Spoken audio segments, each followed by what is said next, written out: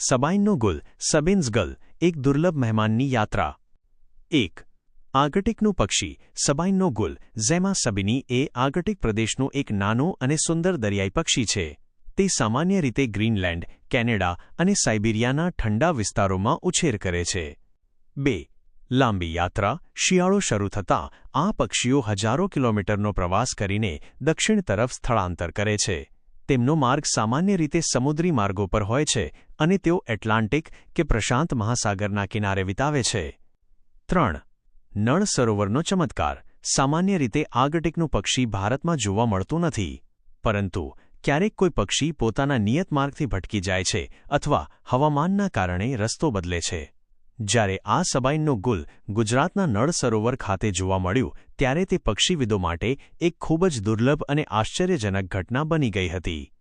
દુર્લભતા ભારતમાં આ પક્ષી ભાગ્યે જ દેખાય છે અને ગુજરાતમાં તો તેવું પહેલીવાર કે બીજીવાર જ બન્યું હતું. મહત્વ આ ઘટનાએ નળ સરોવરના જૈવિક વૈવિધ્ય બાયોડાયવર્સિટીનું મહત્વ વધાર્યું અને પક્ષી નિરીક્ષકોને એક અદ્ભુત તક પૂરી પાડી. 4. પક્ષીની ઓળખ વર્ણન સબાઇનનો ગુલ તેના દેખાવ માટે જાણીતું છે.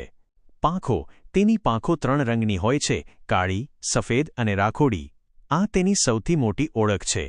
માથું સંવર્ધનની ઋતુમાં તેનું માથું હુડ ઘેરા કાળા રંગનું હોય છે. ચાંચ તેની ચાંચ કાળી હોય છે અને તેની ટોચ પીળી હોય છે.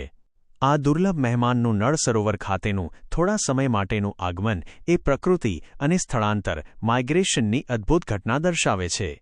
શું તમે નળ સરોવરના અન્ય યાયાવર પક્ષીઓ વિશે જાણવા માંગો છો?